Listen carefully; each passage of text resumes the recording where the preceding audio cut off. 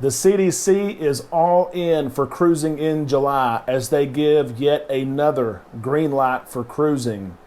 Carnival announces its plans for its platinum and diamond guests and what benefits they will see in July and going forward. Also, you've heard by now, Royal Caribbean has had to cancel its newest ship, Odyssey of the Seas, for the month of July due to, you guessed it, COVID. There's so much going on. Let's break it all down right now on Island Time.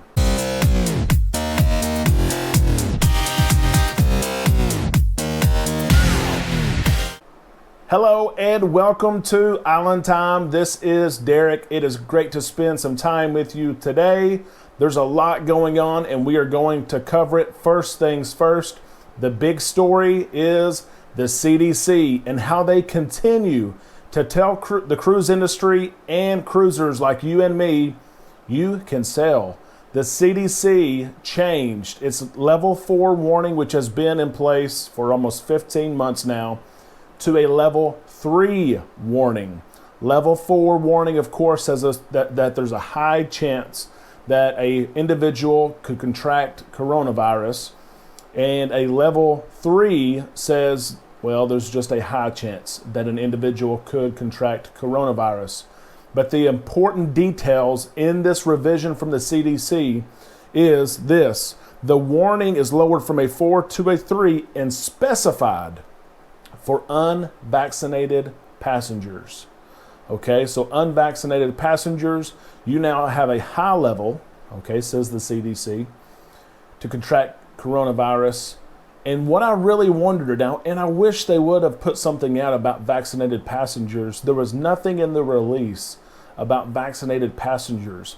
Are vaccinated passengers on cruise ship a level 1, which is a low risk to contract coronavirus, which is what your supermarkets are, grocery stores, movie theaters, sporting events, as level 1 if you're vaccinated. I really wish they would have come out and given that declaration just for cruisers like you and I, who have probably been vaccinated.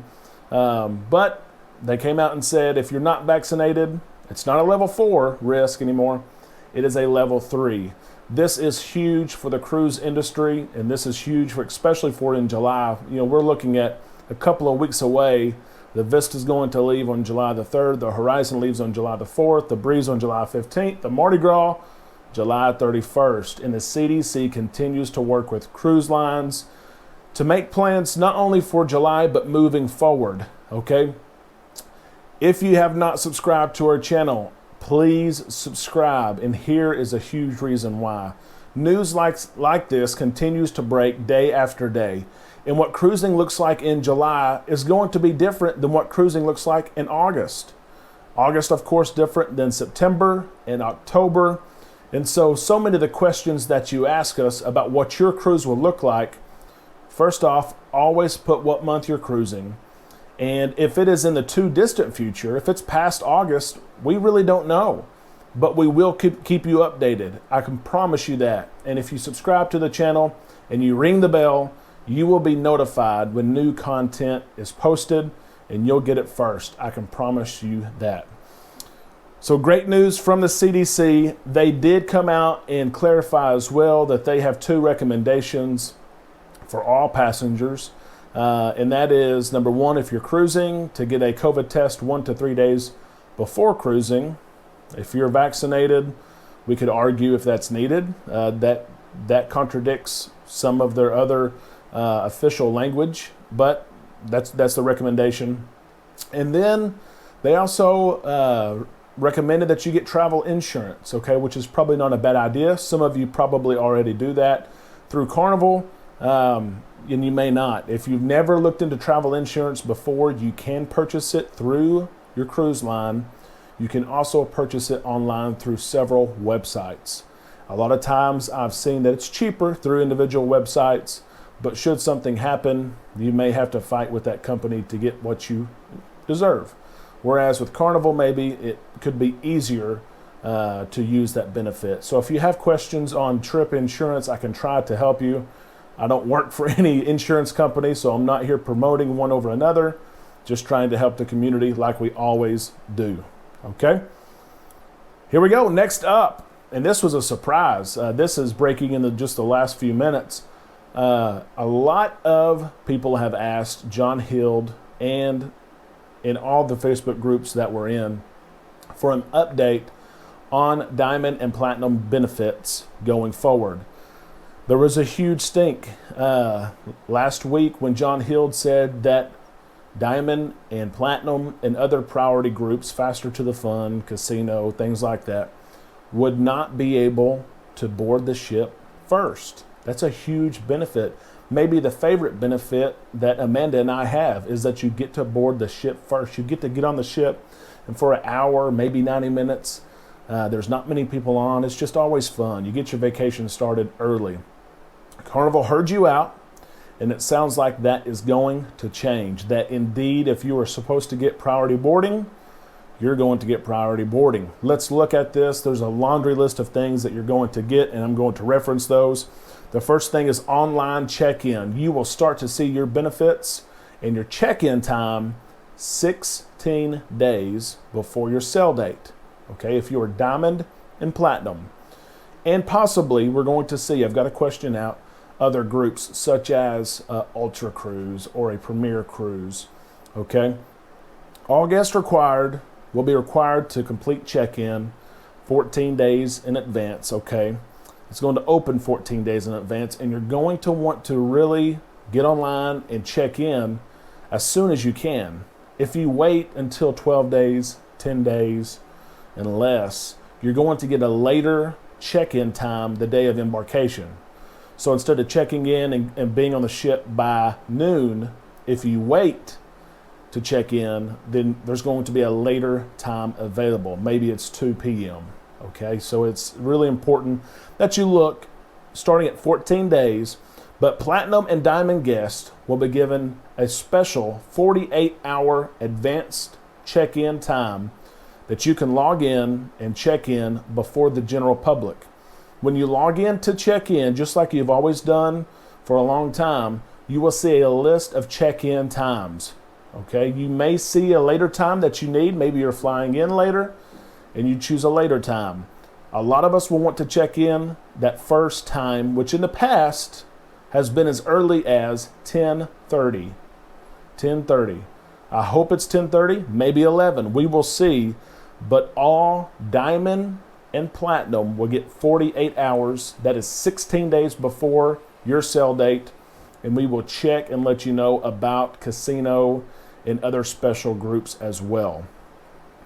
Also, I am guilty of this. There have been times that I have checked in late and I've had a 2 o'clock arrival time.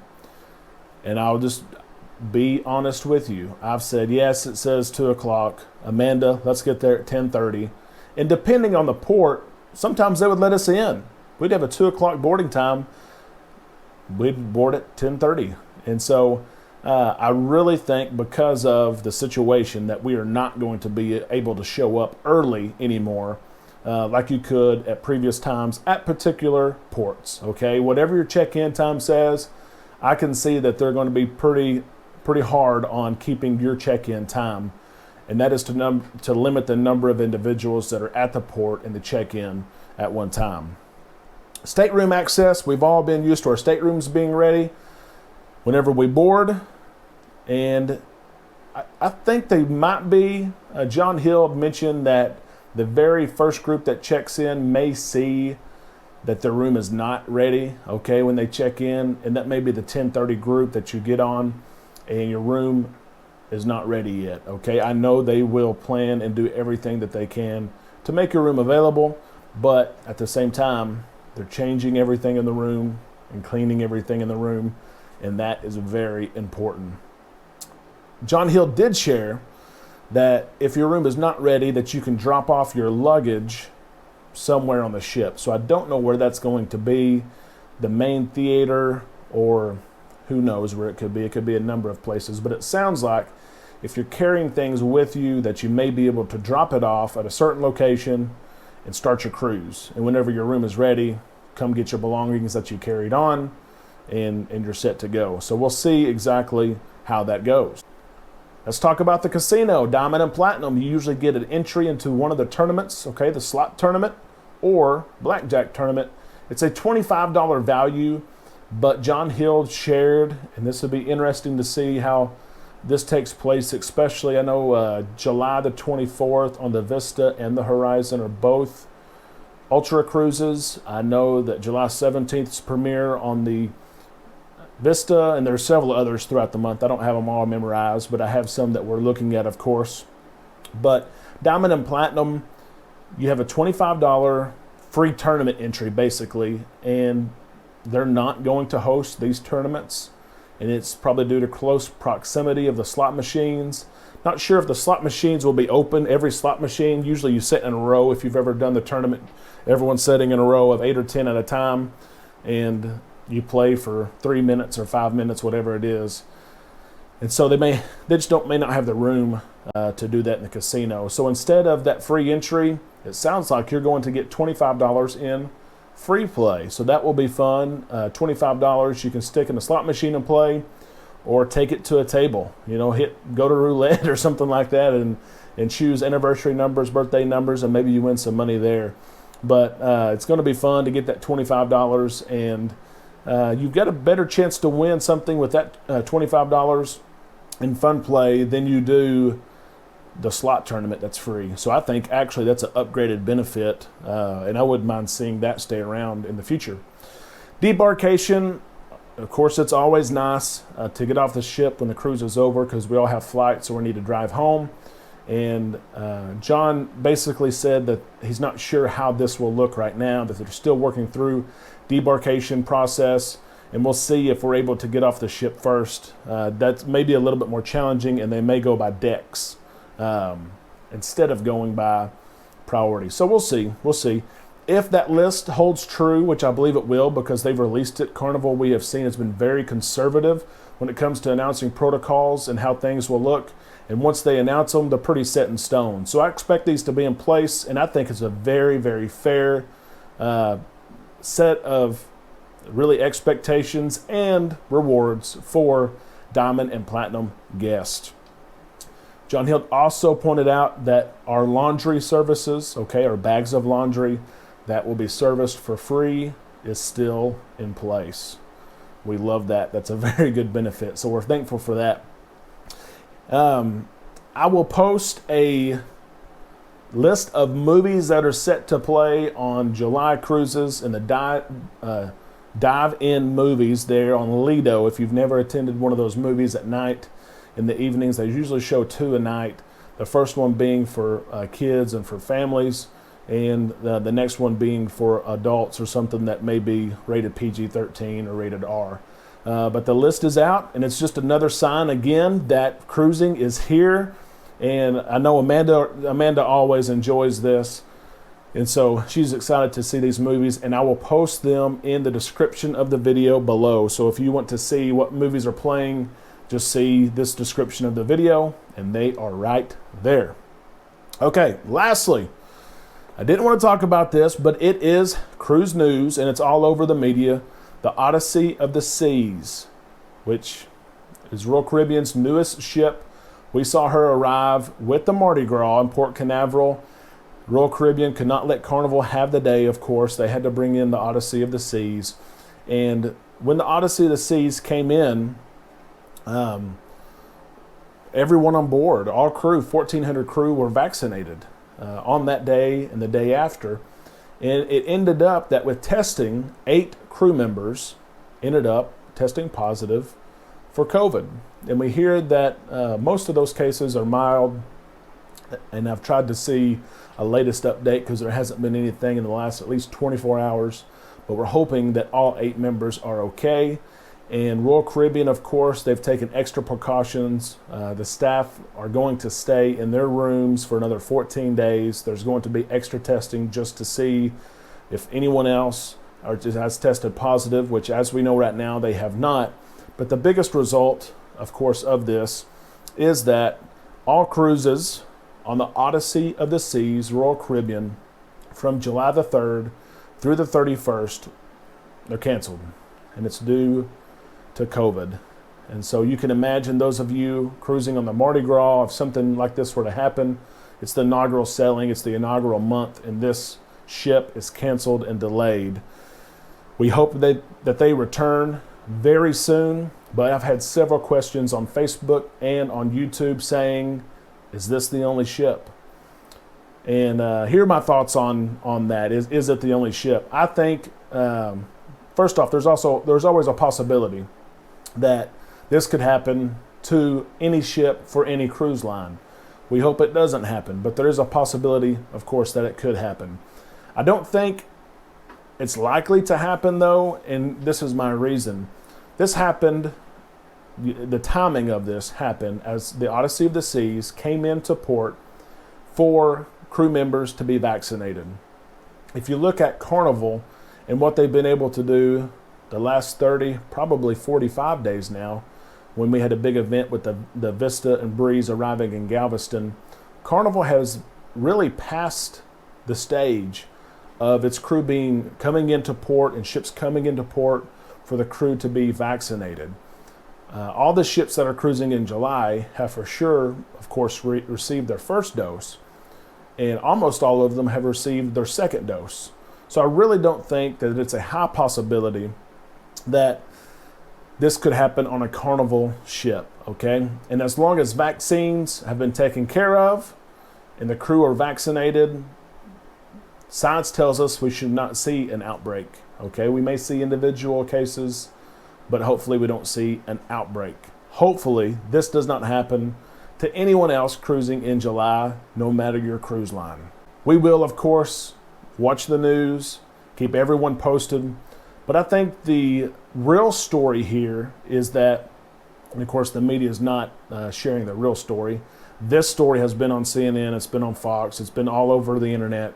Here we go, cruises are starting again, and they can't even get off the ground with passengers because the crew has COVID.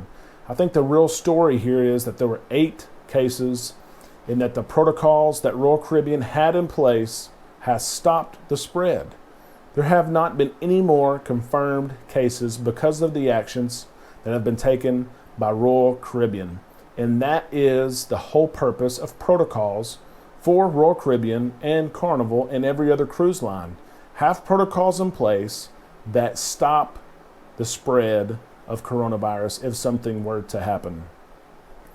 There's so much going on, and it's exciting to see. It's exciting to interact with you both on YouTube and Facebook as we get ready to sail. We will have more news tomorrow and throughout the weekend, and some plans on things that we have for the channel as we get ready to cruise next month. That's it from the island today. We hope you have a great day, and we will interact with you on our social media. And until next time, let's enjoy cruising and have fun on the islands.